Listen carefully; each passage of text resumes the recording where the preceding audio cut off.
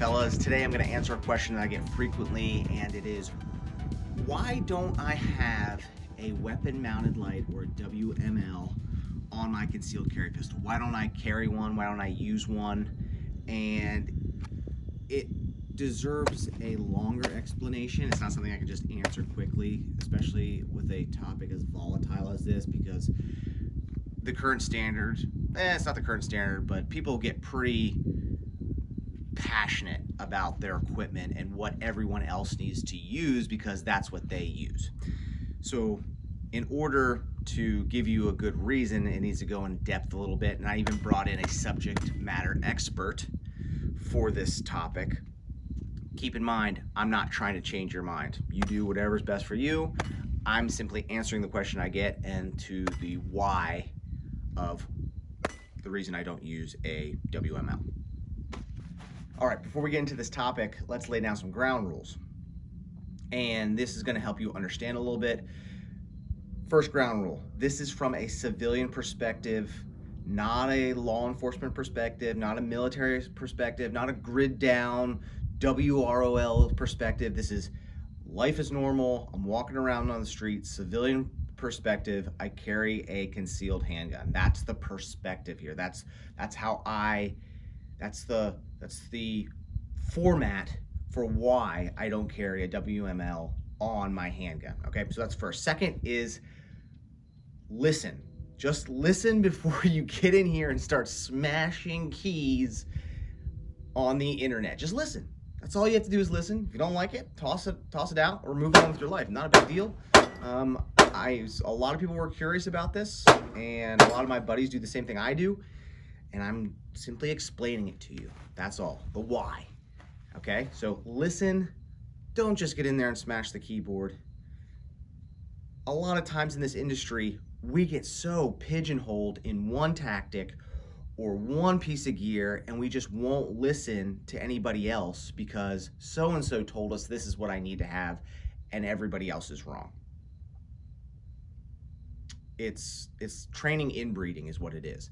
So just listen. Let's have a conversation, okay? Again, no one is telling you what to do here, all right? I'm not telling you you need to get rid of your WML. I'm not saying you need to carry the exact gun I have, the exact light I have. Not saying that at all, okay? You can live your life however you choose to live.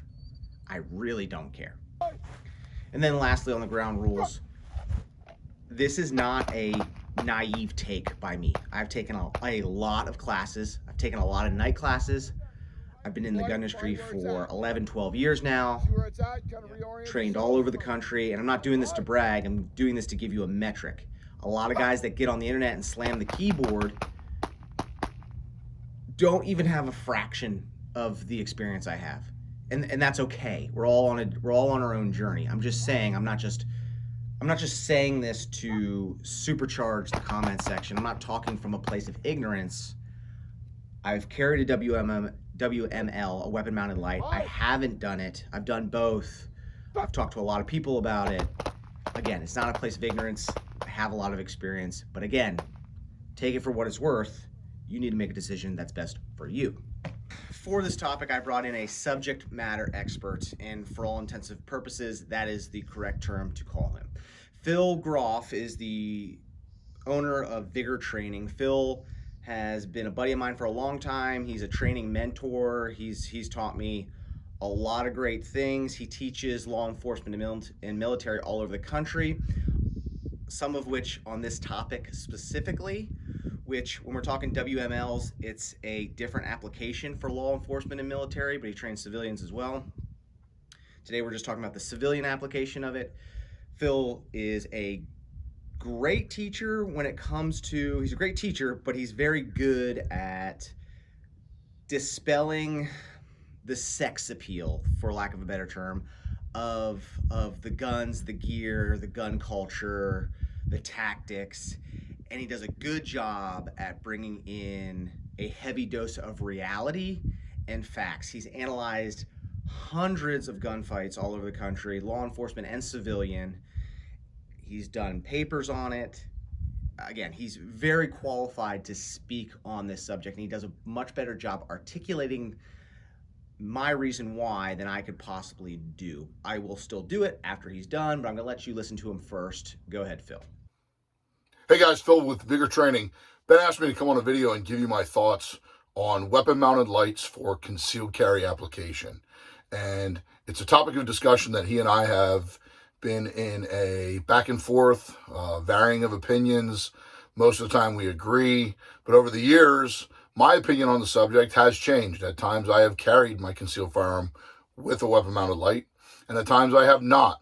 And I've gone back and forth, but where I'm at now, from the experience, application, watching a lot of people set up their concealed carry programs and lifestyles, and seeing how much training and time they actually put into preparing to use the tools they have, I am of the opinion now that they are unnecessary. Weapon-mounted lights are not a necessary addition to a serious concealed carry pistol. And in fact, many cases, when they are misapplied, they become a liability more than any type of asset. So let me expand on that just a little bit. What I find in application is many people that obtain or carry with a weapon-mounted light, not all. I'm not saying that there isn't an application or could never be a small application for weapon-mounted light on a concealed carry pistol, but many people, oftentimes to cut weight, to save space, or just because they don't know any better, will supplement carry of a actual quality handheld flashlight and consider their weapon-mounted light good enough if they needed it. And they only consider the defensive application. Now, that alone is a terrible idea. The first thing you should have is a flashlight. That, a quality handheld flashlight above at least 500 lumen, but now with today's technology, there's no reason not to have anything above 1,000 lumen and 50,000 candela in a handheld light. There's just too many good products, even small products that are easily carryable that can accomplish this task. That's the primary thing you should be concerned with, not a weapon-mounted light. And for some of those people that carry weapon-mounted lights, they forget that there is a firearm attached to that light. And it encourages bad tactics. It encourages bad use of that weapon-mounted light. What do we use weapon-mounted lights for? What do we use any white light for? Well, we have general tasking and administrative type things, and that's the majority of what people will use a flashlight for. But in the self-defense or defensive context, what we look at light is a capability to provide us identification, and it provides us disruption of an opponent's vision. And that's it. That's all it can do. Both of those in a weapon-mounted light require us to also point a firearm at that subject. To be really effective, the weapon-mounted light must be employed early and must be employed heavy. So when we have those parameters in play, then what we see is that for most of us in a concealed carry environment, we're not going to get the advantage of pre-drawing that pistol, right? The problem comes to us much faster, and comes faster to us and closer to us than we need to identify. Listen, if somebody punches me in the back of the head and shoves my face into an ATM because I have my head up my ass and I'm not paying attention, I don't care what weapon-mounted light I have. I don't need a flashlight to positively identify my assailant. And taking the time to turn the light on prior to shooting, the way that so much of the low-light training is centered on, is never going to happen. And we don't see it in a real case example. Then, flip side to that, where weapon-mounted lights can become a detriment again if not properly trained, is after the use, after the shooting. It just encourages a person to remain holding that suspect at gunpoint. That's a terrible idea. The two most dangerous times in a civilian or even for law enforcement officer off-duty encounter are the actual fight with the suspect and then first contact with responding officers. Those are two very likely times where an individual could be injured or killed. So we don't encourage standing holding anyone at gunpoint, and the white light of a weapon-mounted light can also do that. So for all it gives us, it doesn't, or for all it could possibly cost us, it doesn't give us much. Really, really very little to gain. How often are we searching? Really the true advantage of that weapon-mounted light. Searching or providing disruption to an opponent's vision while giving commands. Two things we should not be doing all that much of as civilian concealed carriers. I think there's better use for the overall weight you're going to carry because there's a limit for everyone. For the dollars you're going to spend, and the training time you're going to invest. So in my opinion, while they're a great tool in many applications for concealed carry, I don't think they're necessary, and I don't even think they're the best option. Okay, there you have it. That's Phil's take. I think he did a great job articulating this point. He comes from a lot of experience, has a lot of knowledge on the topic.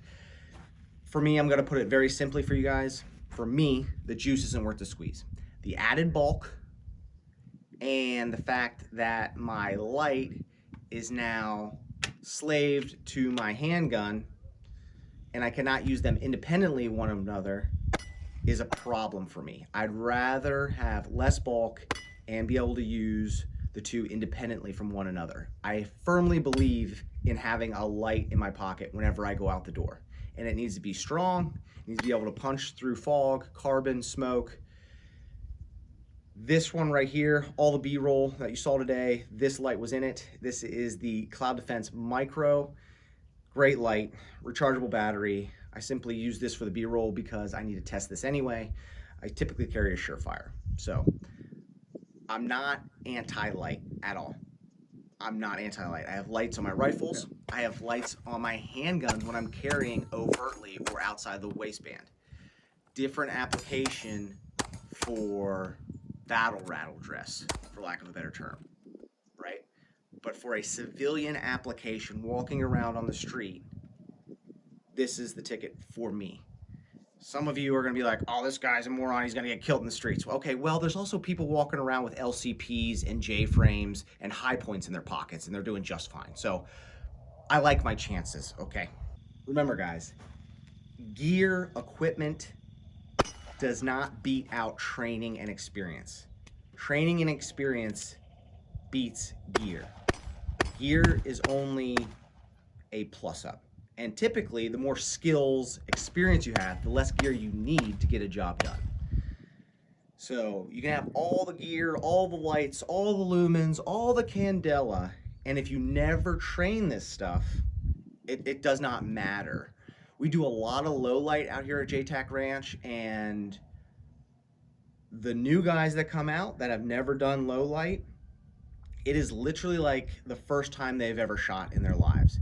Very experienced shooters during the day, turn the lights off, and it's a whole nother ball game.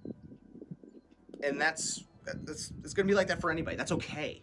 You gotta get the reps, even if they're dry reps at home. This empty gun and a light, dry reps at home is better than nothing, and it goes actually a long way. Okay, so training. Doesn't matter what you stick on your gun, what light you stick on your gun, what light you have in your pocket, what you type in the comments section. Training is king. All right, guys, that's what I got for you. If you haven't totally pieced out of this video by now or slammed that thumbs down button, and you still might want to support us, go to wisemencompany.com. A lot of great gear over there. That's the best way to support us. Stuff for everyday carry, stuff for not so everyday carry, but go pick yourself something up. You're worth it. You deserve it. Treat yourself. All right? Leave me a comment down below. I'd love to have a conversation with you guys about this topic. Good, healthy conversation. My name's Ben. We'll see you on the next video.